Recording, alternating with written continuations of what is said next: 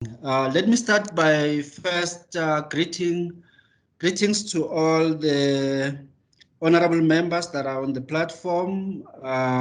Greetings to yourself, Honorable Director, the Honorable Mamu Fakute, no Babu Mkwanazi, and all your executives at various positions that will be held within the Minerals Council, and the mine captains and your executives and your teams at various points of operations, the Mines Health and Safety Council executive and the team, the DMRE team, as led by the Honorable Minister in absentia and Babu Msiza, the honorable leadership of the unions that are in attendance here, and all the stakeholders and principals and partners at various pockets of collaboration on health and safety in the mines. I bring revolutionary greetings from the National Union of Mine Workers leadership in this platform. Firstly, Program Director, we want to appreciate the invite to NUM to submit our thinking and our few thoughts in terms of the commemoration of Health and Safety Day of Minerals Council of South Africa. And indeed, the theme of today, renewed focus on our new normal. It is very precise in the current circumstances that we find ourselves in. And we need to really ask ourselves, Program Director, when we say renewed focus on our new normal, is it going to be a new normal that is informed by COVID, or is it a new normal where we say we respond to the historical challenges as much as we respond to COVID? Because it is important that we did not only be seen to be responding to COVID when there has been historical challenges, which in some cases, as a mining sector, we have effectively responded to, and we were on the journey of responding to some. Program Director, I will not be repetitious in terms of what our stakeholders have raised, but allow me to say I fully concur with the challenges. We seem to have similar challenges that we have identified. Ubaba Mkwanazi, Mamu Fakute have taken us on some of the challenges from the Minerals Council's view, and those are the challenges from the National Union of Mine Workers leadership's view, and certainly the challenges as posed by Comrade Gabriel. And I'm certain that even the other unions, it will be somehow similar. So I will not be repetitious. But what is critical is how do we respond to these challenges? And because there's an overwhelm of challenges, I will address these challenges into two areas.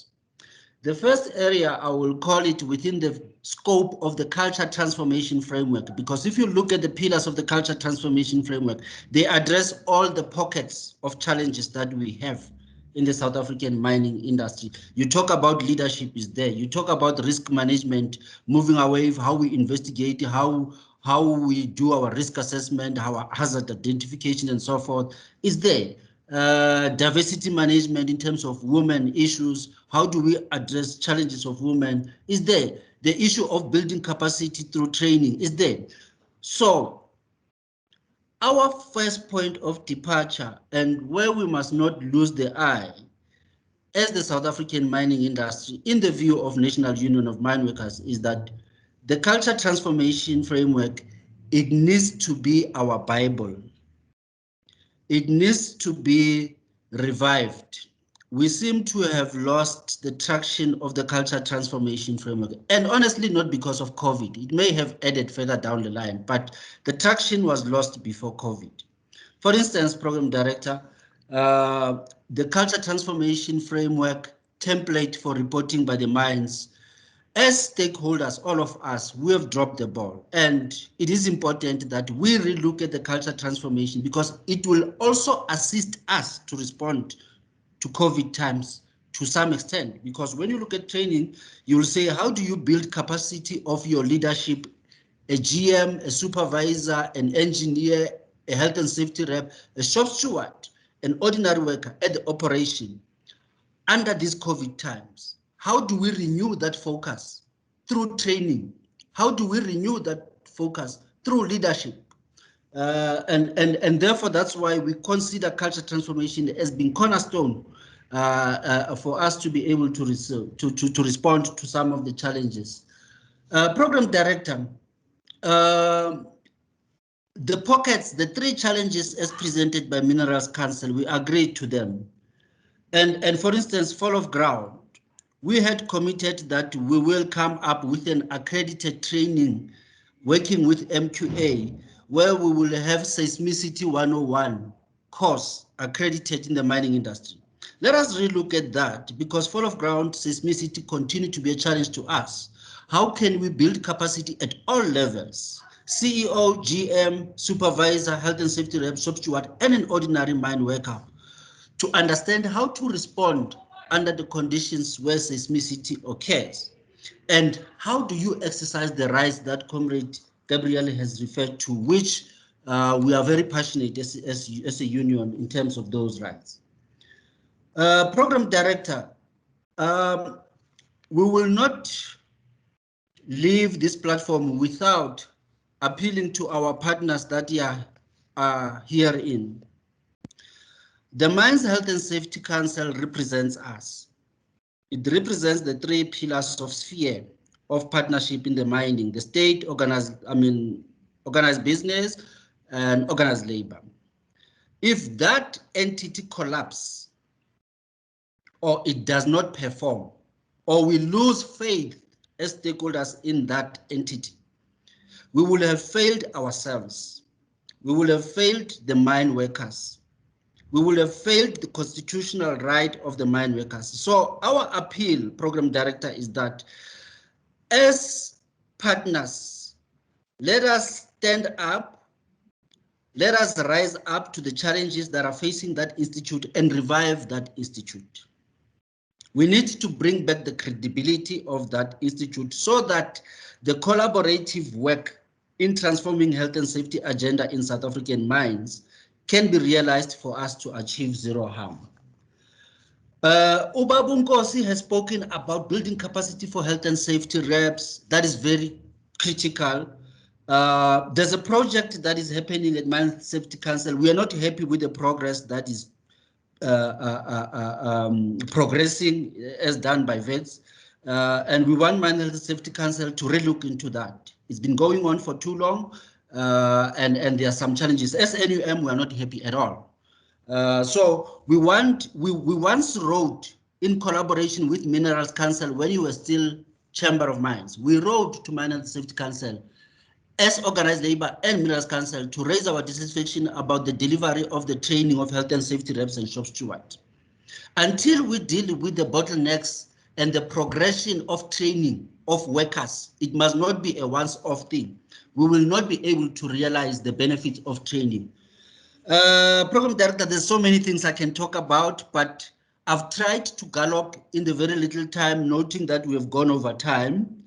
So please allow me for now to pause at this point. We will continue to engage, but I will not close without having applauded the Mineral Council for setting up these engagements. It is when you see the trend as it's scary. We are sitting at 32 fatalities by the 5th of July, as opposed to 24 last year, same period. Obviously, as Mineral Council, you demonstrated leadership and you said, no, this can't be right. We need to have engagements. Please let us continue to engage to find solutions, not just to engage.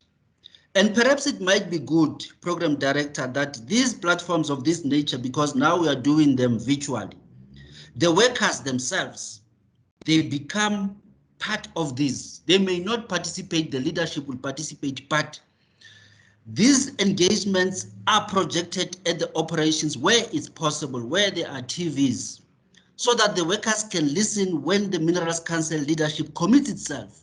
The general manager can listen when the vice president or the president of MINCOSA commits themselves. But equally, they can hear that their unions, what issues are they raising, so that they don't think that we are resting on our laurels. And equally, they can hear the commitments from the regulator, in this case, which is the DMRE. With those few words, Program Director, thank you so much for the opportunity. We would like to continue to reiterate our support for vaccination of the workers. However, we want to caution that we must not look at vaccination as the sole solution. There is a threat of a fourth wave with a strain that there is suspicion that it may not, the vaccination may not be sufficient to deal with that strain. So all that is telling us is that our behavior is very much critical. Our behavior in how we approach using the protocols that have been referred to by Comrade Gabriel, but also mining industry has an opportunity to assist beyond what is doing. And we appreciate the fact that there are mining companies that have started to vaccinate. They've been given licenses. We request mining companies to look as to how can you assist providing infrastructure support and equipment support, because as we know, the hospitals are overwhelmed. There is not enough oxygen equipment to assist. Apparently, there will be a group of recently graduated doctors that are supposed to go on intern that will be brought to manage COVID wards. But if these numbers come and there is no wards, it's a problem. So the mining industry, can you look into your historical buildings that you don't use, see what resources you can provide to those historical buildings so that they may be used as COVID sites. Thank you very much, sir.